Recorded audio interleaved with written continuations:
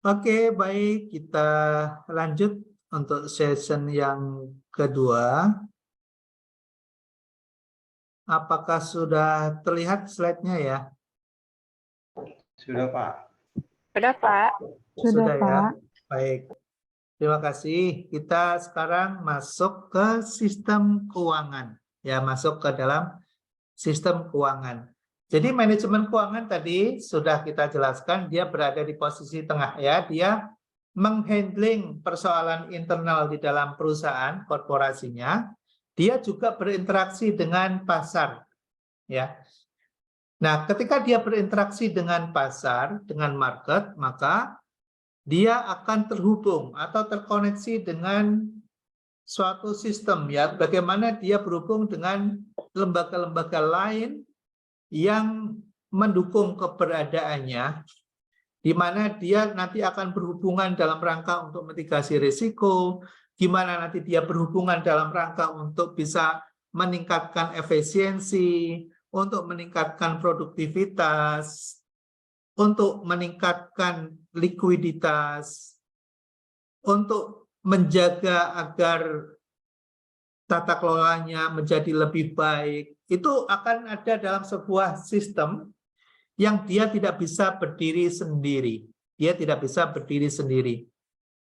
Ya, suatu korporasi, ya suatu perusahaan, dia selain dia terhubung dengan pasarnya, ya pasar dari produknya, yaitu konsumennya, dia juga akan berhubungan dengan institusi lain, lembaga-lembaga lain yang ada di sekelilingnya, yang mana lembaga-lembaga lain itu akan ikut mendorong dan menyokong dalam rangka untuk mendorong percepatan bisnisnya, melindungi dari risiko, mendapatkan akses yang lebih mudah. Jadi disitulah kemudian satu institusi dengan institusi yang lain saling terhubung, terkoneksi, yang membentuk sebuah sistem, ya, membangun sebuah sistem. Ya, sebagai contoh gambaran misalnya sistem keuangan, misalnya bank, ya. Bank sebagai sebuah lembaga intermediasi yang menghimpun dana dan menyalurkan dana, lalu juga bisa melakukan kegiatan transaksi pembayaran, payment yang ada di dalamnya. Ini dia nggak mungkin bisa sendirian berdiri. Pasti dia butuh lembaga lain. Kira-kira lembaga lain apa yang mendukung bank sehingga dia perusahaannya bisa sustain? Kira-kira ada yang menjadi pengamat atau mungkin barangkali menjadi salah satu staf atau pegawai di salah satu bank atau lembaga keuangan, barangkali ada punya pengalaman, boleh? Kira-kira bank berhubungan dengan lembaga lain seperti apa sih? Dan kepentingannya apa sih? Mbak Indriani? Mungkin asuransi mungkin Pak ya. Yes, right. Asuransi. Kenapa sih bank berhubungan dengan asuransi? Untuk apa? Manajemen resiko, Pak. Manajemen resiko juga. Oke. Manajemen risiko ya, untuk mitigasi risiko. Kalau klien mereka meninggal, kalau kita asuransikan asuransi jiwa, ya ada namanya AJK, asuransi jiwa kredit. Jadi orang yang mendapatkan kredit lalu meninggal bisa di-cover oleh asuransi, artinya kepastian pengembaliannya menjadi 100%. Artinya tidak ada opportunity loss, ya, opportunity loss-nya ditutup oleh asuransi. Nah, itu kepentingannya begitu. Itu ekosistem. Itu lembaga atau infrastruktur pendukung di dalam lembaga keuangan. Salah satunya adalah asuransi. Yes, right, Mbak Indriani. Oke, good. Ada lagi yang lain selain asuransi? Ada, Pak. Apa, Mas Sigit? Pasar uang, pasar modal. Good. Yes, right. Pasar uang, capital market. Ya. Oke. Di capital market apa yang dimanfaatkan oleh bank, Mas Sigit? Manajer investasi. manajer investasi. Untuk apa sih bank butuh manajer investasi? Untuk apa? Mengelola dana nasabah di pihak ketiga. Oke, good. Ya. Jadi bank kadang dia kelebihan likuiditas gitu ya. Dia kadang dananya idle antara dana yang dihimpun nih dalam bentuk tabungan dengan yang disalurkan dalam bentuk kredit itu nggak seimbang ya, nggak seimbang. Banyak dia mampu menghimpun tapi menyalurkannya susah. Nah, kalau itu dibiarkan maka kos perusahaan akan menjadi membengkak. Kenapa? Karena dana yang dihimpun itu kan ada kosnya, ada bunganya yang harus dibayar. Sementara dia misalnya kesulitan melempar dana, maka berarti artinya dananya menganggur, idle money disebut begitu ya. Nah, tapi kalau punya manajer, ada fund manager, ya ada fund manager, ada manajer atau dia punya perusahaan sekuritas atau dia punya tadi yang disebut dengan yang di atasnya ada treasury, ya ada treasury manager gitu. Itu dana-dana idle itu dia bisa produktifkan, ya. Gimana agar dananya itu produktif? Ya produktif artinya kan asetnya itu mampu menghasilkan revenue, mampu menghasilkan income. Nah, gimana cara menghasilkan income dan revenue? Maka dia harus lempar ke pasar, gitu ya. Dilempar ke market. Nah, marketnya di mana? Hanya ada 2 market bagi keuangan, yaitu yang disebut dengan money market dan yang kedua disebut dengan capital market. Oke, money market siapa sih money market? Ada yang tahu nggak money market? Contohnya money market apa? Reksadana obligasi, Pak. Oke, reksadana obligasi itu capital market, ya. Kalau money market contohnya apa? Contoh lembaganya apa? Money market. Ada yang tahu? Pasar uang? Bukan saham ya? Ya, Forex, Mbak Pak? Fabi? Bukan. Forex, bukan. Bukan saham juga bukan. Iya, itu masuknya ke capital market. Money market itu yang memiliki kebutuhan jangka pendek. Surat Yang berharga, Pak. SBI. SBI. Nah, kalau SBI, Serikat Bank Indonesia, itu bisa masuk money market, ya. Tapi kalau SBI yang dimaksud adalah sertifikat berharga yang ada di capital market, itu masuknya ke capital market. Jadi apa sih yang membedakan antara capital dengan money? Kalau money itu adalah untuk kebutuhan likuiditas jangka pendek, lemparnya jangka pendek, tariknya jangka pendek. Tapi kalau capital market itu jangka menengah dan panjang. Bedanya di situ. Berarti siapa sih yang melakukan kebutuhan dan memerlukan kebutuhan uang jangka pendek? Siapa? Siapa? Yuk, Mas. Mbak Mega. Nasabahnya. Nasabahnya, Pak, seperti deposito biasanya ya, Pak? Deposan. Bukan. Kalau deposan itu kan nggak membutuhkan dana, justru dia yang akan naruh dana di tempat kita. Deposito. Pelaku usaha, Pak, bukan? Bukan. Kreditur, debitur. Kalau debitur itu tadi di lending, ya di lending. Ini kan kasusnya begini.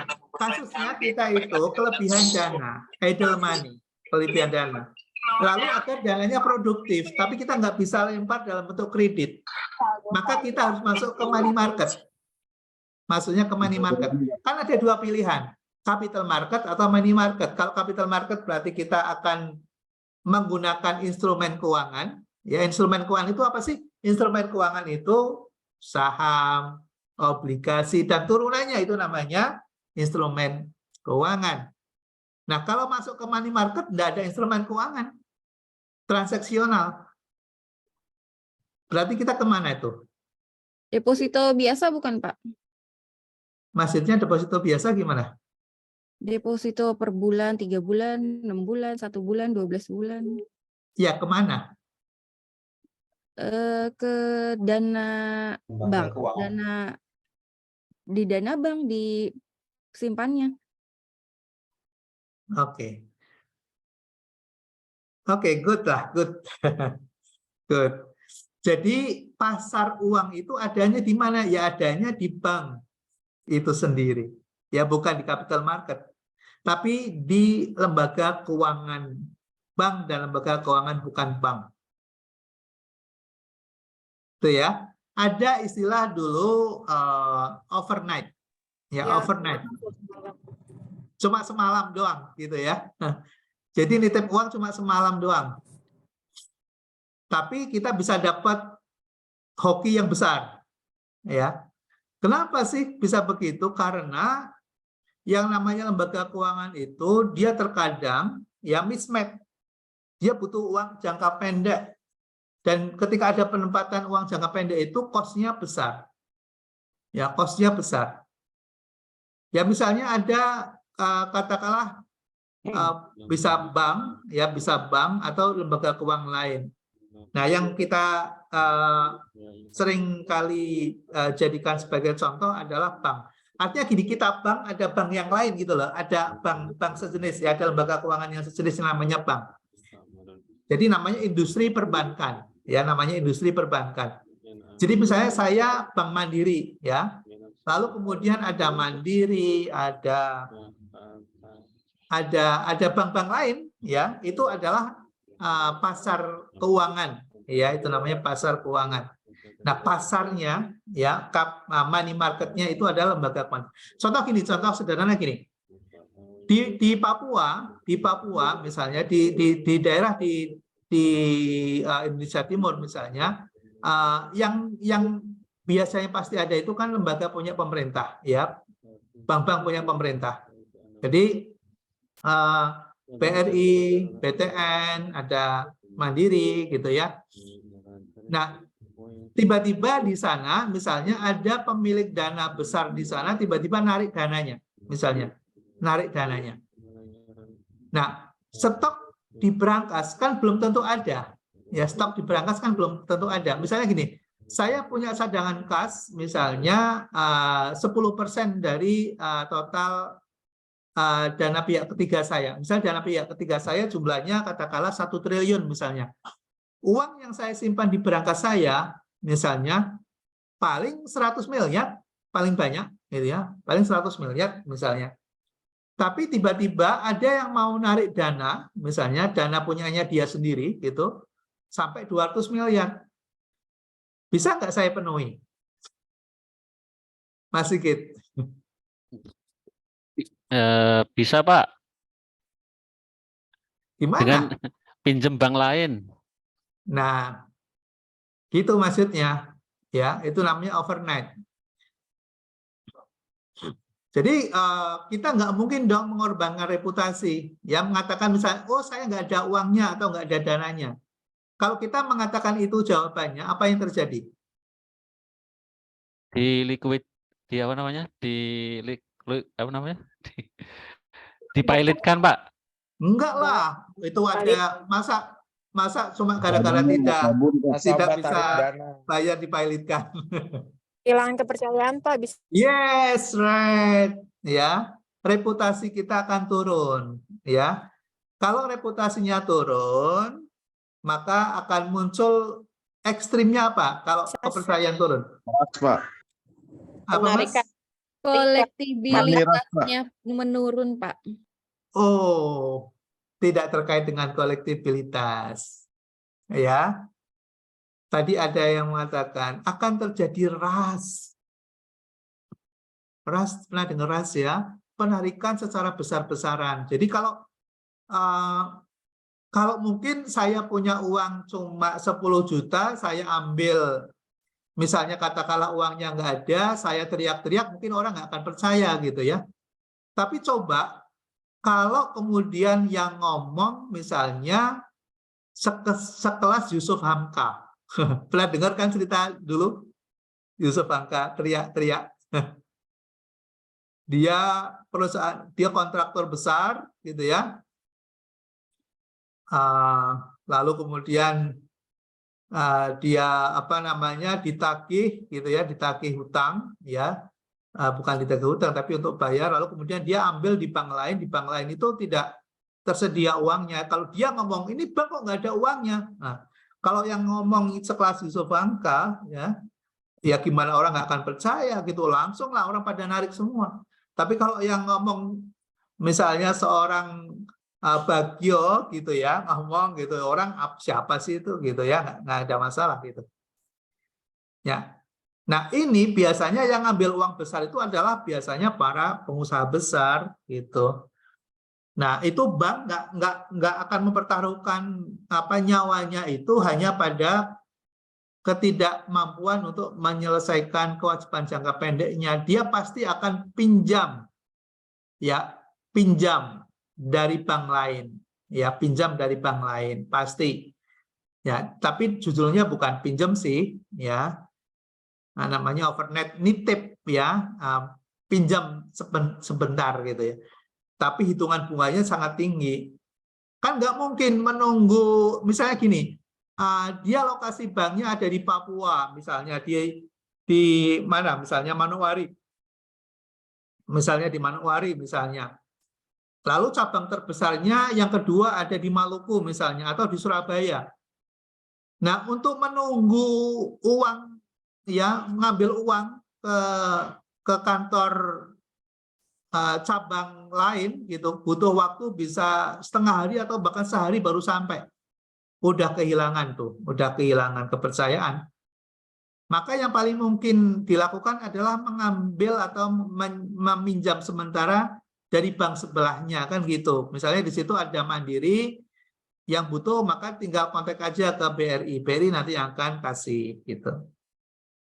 Nah, itu namanya terjadi pasar uang tuh, ya. Di situ ada demand, di situ ada supply.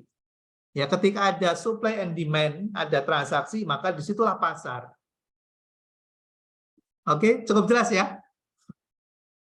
Jelas, Jelas, Pak. Pak. Jelas ya. Oke. Nah, itu namanya pasar uang, gitu ya. Kalau pasar saham ada di capital market, ya. Nah, dia di situ yang terjadi transaksi bukan seperti itu, transaksinya adalah jangka panjang. Ya, kalau di capital market jangka panjang. Nah, sistem keuangan itu apa? Kumpulan pasar, institusi, peraturan.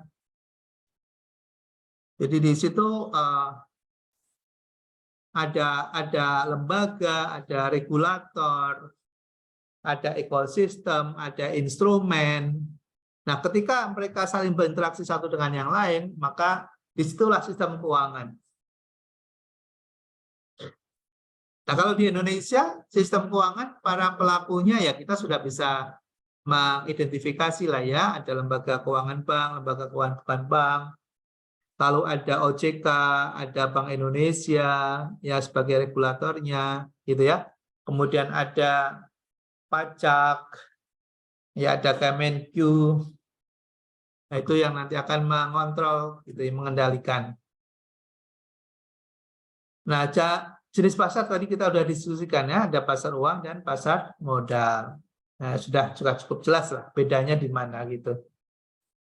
Nah, di dalam sistem keuangan ada fungsi-fungsi yang berjalan, ya, ada fungsi-fungsi yang berjalan.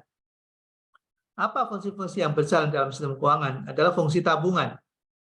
Ada fungsi penyimpan kekayaan, ada fungsi likuiditas, ada fungsi kredit, ada fungsi pembayaran, dan ada fungsi kebijakan.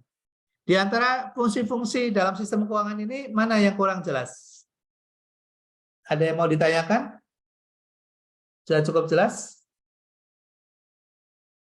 Fungsi kebijakan tuh Mas gimana, Pak? Oke, fungsi kebijakan. Contoh, misalnya pemerintah ingin mendorong agar masyarakat berpenghasilan rendah atau MBR mendapatkan akses pinjaman kredit dari bank. Dulu bank tidak mau kasih pinjaman kepada masyarakat berpenghasilan rendah. Alasannya tidak bankable, tidak visible. Mereka tidak punya agunan. Mereka dianggap tidak punya kemampuan. Lalu bank menganggap risikonya terlalu tinggi kalau dikasih pinjaman. Lalu kemudian pemerintah membuat suatu kebijakan agar masyarakat berpenghasilan rendah ini bisa mendapatkan akses, maka pemerintah melakukan penjaminan, gitu ya. Penjaminan dan memberikan subsidi. Nah, subsidi dalam bentuk apa? Subsidi dalam bentuk bunga. Jadi, bunga pasar misalnya 12%, pemerintah subsidi 6%. Artinya, masyarakat kecil berpenghasilan rendah itu, dia bayar bunganya separuh dari harga pasar. Lewat apa? Lewat yang namanya KUR. Ada yang pernah dengar KUR? Ada Pak, KUR apa ya? kredit usaha rakyat. Yes, good. Ya, ada namanya kredit usaha rakyat. Kredit usaha rakyat itu bunganya disubsidi oleh pemerintah sebagian. Jadi akhirnya masyarakat berpenghasilan rendah menjadi lebih ringan untuk membayarnya. Lalu bank sebetulnya masih takut, oke lah saya dapat subsidi gitu ya, bunga gitu. Tapi lalu kalau kemudian mereka gagal, lalu siapa yang mau bayar gitu ya? Maka pemerintah bikin yang namanya penjaminan, program penjaminan. Maka ada namanya lembaga penjaminan. Pernah dengar lembaga penjaminan? Ada yang pernah dengar? Di sini ada yang pernah dengar dan tahu tentang lembaga penjaminan? LPS ya? LPS, OJK ya Pak? OJK. Bukan. OJK itu otoritas. Oh, otoritas. Dia otoritas. LPSK Ya, ya? bukan penjaminan. Dia yang mengatur. Ya, lembaga yang mengatur lembaga keuangan di Indonesia namanya OJK. Lembaga penjaminan, ada yang pernah dengar lembaga penjaminan? Belum ada ya? BI. Oh, BI itu otoritas moneter. Ya, Bank Beda ya? Indonesia itu otoritas moneter. LPS Pak. LPS ya Pak? LPS. Kalau LPS itu lembaga penjaminan, S-nya apa S-nya? Simpanan. Simpanan. Simpanan. Nah, kalau pinjaman dijamin sama LPS bukan? Tidak. Bukan. Ya, betul. Bukan. LPS tidak akan menjamin kredit. Ya. Yang menjamin siapa? Ya, lembaga Pemerintah. penjaminan. Nah, Oh, siapa lembaga penjaminan di Indonesia? Ada pernah dengar namanya Jamkrindo? Pernah dengar? Oh, jaminan Oh iya. kredit Indonesia. Ya Pak. Oh, oke, good. Mudah-mudahan sudah pernah mendengar ya. Jamkrindo itu singkatan dari apa itu? Lembaga Penjaminan Kredit Indonesia. Atau Askrindo. Ada yang pernah dengar Askrindo? Ya Pak. Nah, Lebih Askrindo, familiar asuransi Pak. kredit Pak, ya. Indonesia. Asuransi kredit Indonesia, Asuransi Pak. kredit, ya. Itu juga penjaminan juga. Kalau di daerah namanya Jamkrida.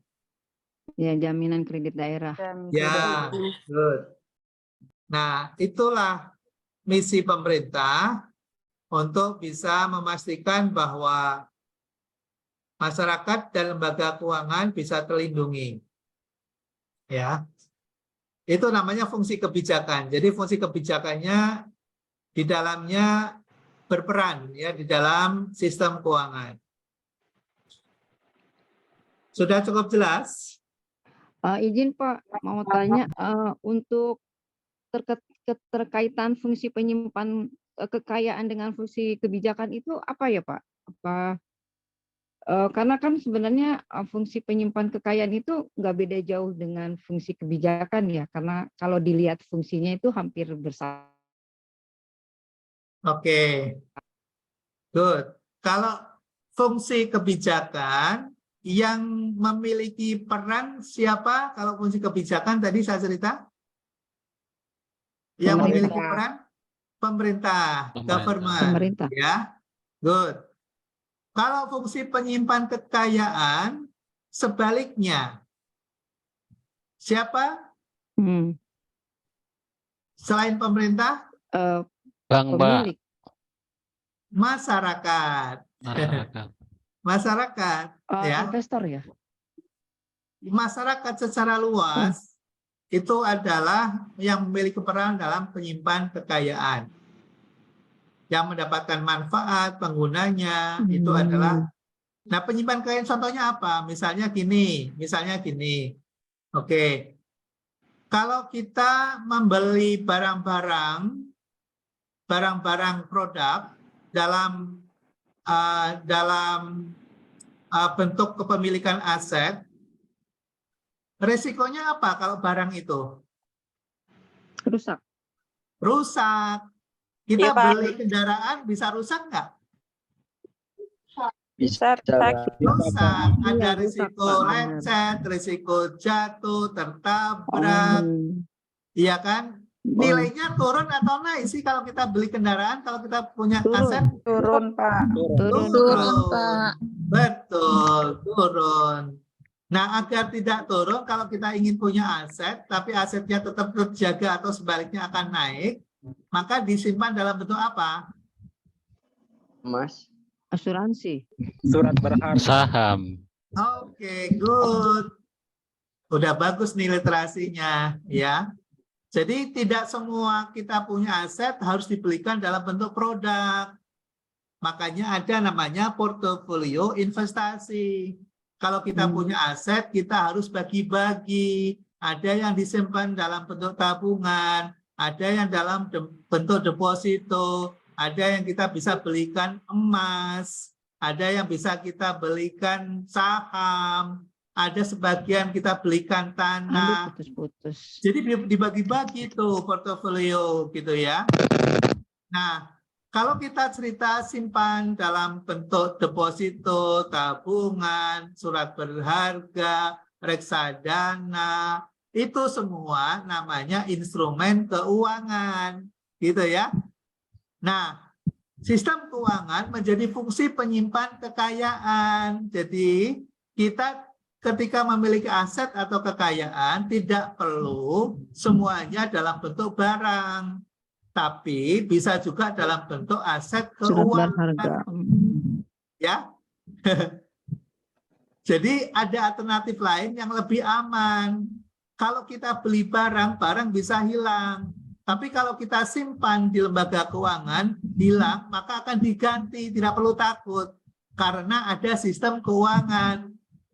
Gitu ya. Bisa dipahami. Contoh misalnya, kita simpan dalam bentuk deposito misalnya. Deposito bisa hilang nggak? Enggak. Nggak bisa, betul.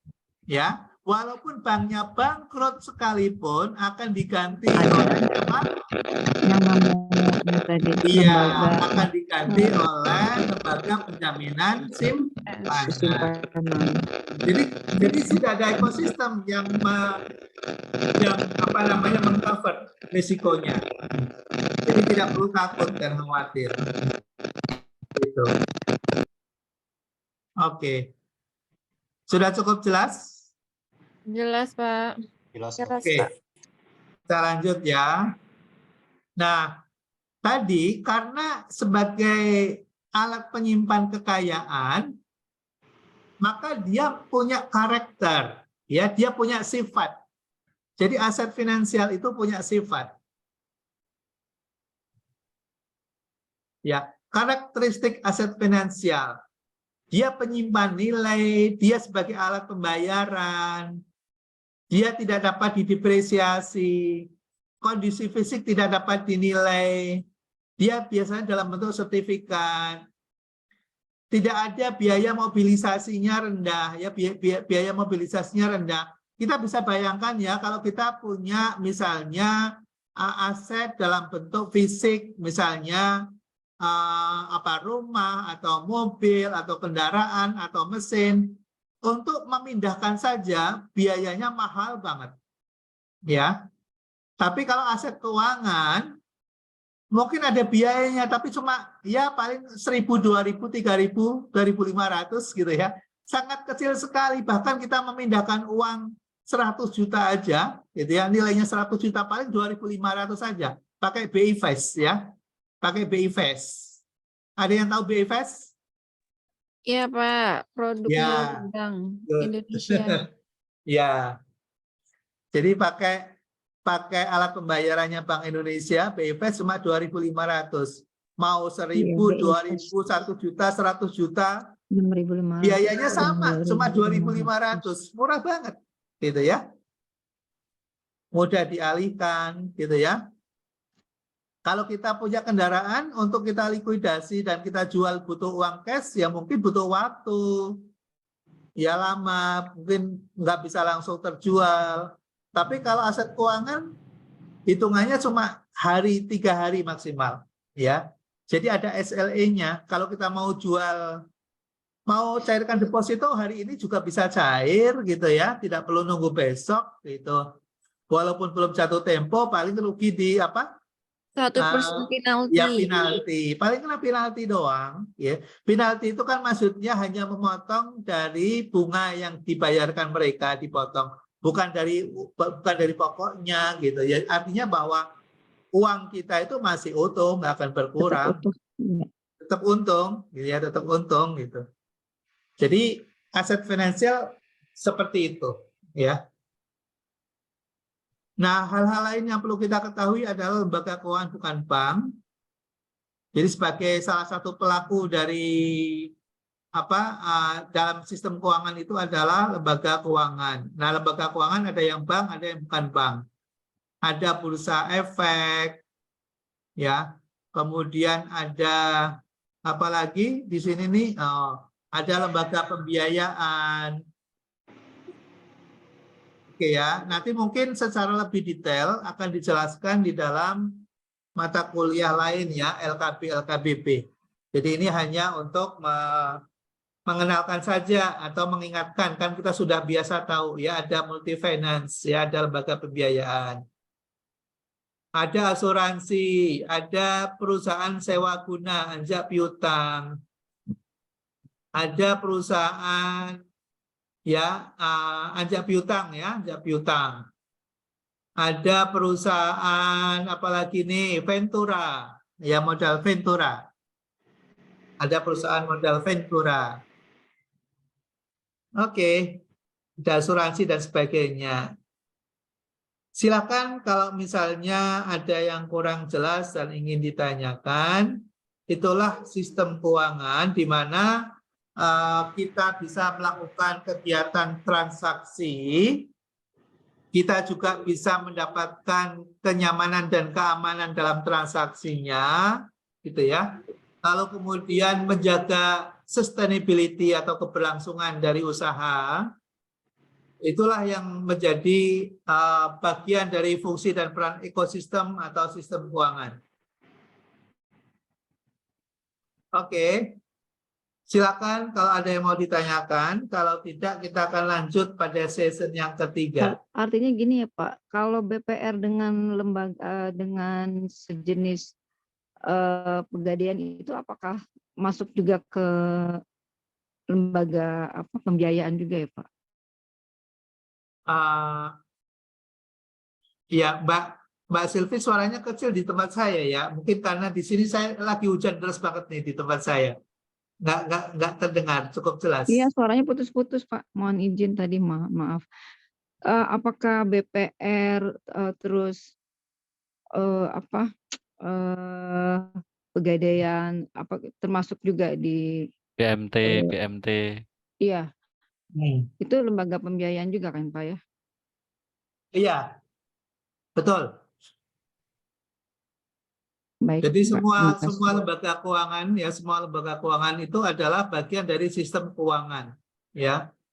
Nah, di dalam sistem keuangan itu ada namanya pelaku, ya ada pelaku keuangan, ya ada pelaku keuangan atau lembaga keuangan. Nah, lembaga keuangan itu ada yang namanya intermediary, ya, atau intermediari. Nah, intermediari itu lembaga yang bisa melakukan dua fungsi sekaligus, yaitu menghimpun dana dan menyalurkan. Ada yang namanya non-depository, ya. Ada yang namanya depository taking, ada yang non-depository taking. Nah, kalau yang intermediari tadi contohnya bank. Selain bank apa? Ya, betul. Selain bank adalah koperasi simpan. Simpan Pinjam. pinjam, PSU, Terus apa lagi tadi? Pegadaian. Yes, Terus betul. Lembaga non-bank. BMT Pak, Pegadaian. BMT. Ya, BMT, Baitul Mal Batamil. Apa lagi? Kredit Union. Credit Union, good. Ada lagi?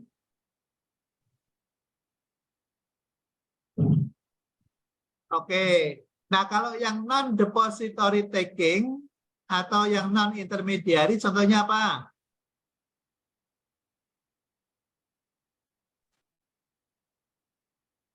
Yang hanya menjalankan satu fungsi saja, apakah menyalurkan atau menghimpun? Contohnya apa? Kalau yang menyalurkan saja, yang menyalurkan dana apa? Fintech bantuan. Pak, fintech. Impact. Oke, Fintech. good. Pinjol. Pinjol. Ya, P2P ya, peer-to-peer lending, pinjaman online. Rentenir. Oke, rentenir. Ini yang formal. Sekarang kita bicara yang formal. Kalau yang formal yang memberikan pembiayaan BPR, Adira apa, Mas? Adira Finance. Adira Oh Finance. ya, Adira Finance. Itu Motor. namanya Adira Finance. Untuk motor mobil ya, kendaraan. Apalagi Oto Move, Pak. Kalau KPR Pak, itu masuk kemana? KPR itu produk. Ya, Oh, kalau KPR produknya. itu produk bank. Ah, Ya. Tadi yang sudah kita coba scroll tadi, ada apa lagi tuh namanya? Ada yang namanya modal Ventura. oh.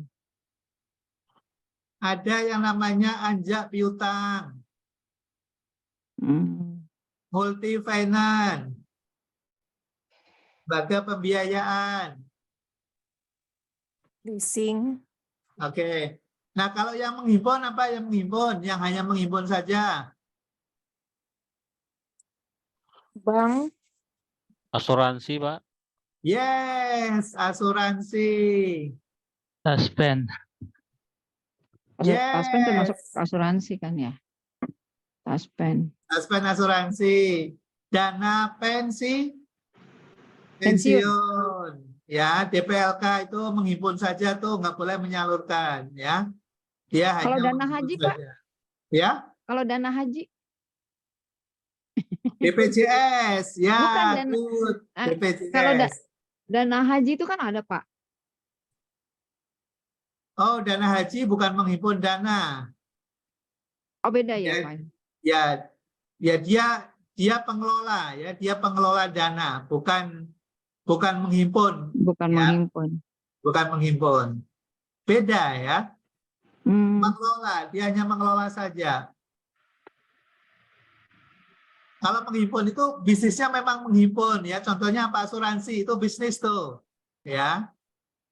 Dana pensiun tuh bisnis tuh ya, dia kelola dan kemudian nanti dia akan investasikan. Tapi dia tidak memberikan pinjaman, beda ya. Hmm. Yang dimaksud dengan menyalurkan itu maksudnya memberikan pinjaman, lending. Oke, good. Kalau lembaga zakat, Pak. Ya, Anu, Mas. Lembaga zakat, Basnas. Basnas, Lembaga Basnas. penghimpun enggak itu? Badan Amal Oh, Zakat. ya, itu lembaga amal. Ya, ini dia bukan lembaga komersial. Ya. Dia bukan lembaga keuangan. Makanya Hmm. dia Beda lagi. berdiri di luar, ya. Dia lembaga amal. Kalau lembaga amal yang mengawasi bukan OJK, ya. Yang mengawasi dari Kementerian KL, ya, kementerian dan kelembagaan terkait, misalnya Kemenak, gitu ya. Oke ya, mungkin sementara Oke, Pak. begitu Lanjut. untuk session yang kedua ini. Kita break dulu, saya matikan dulu recordingnya.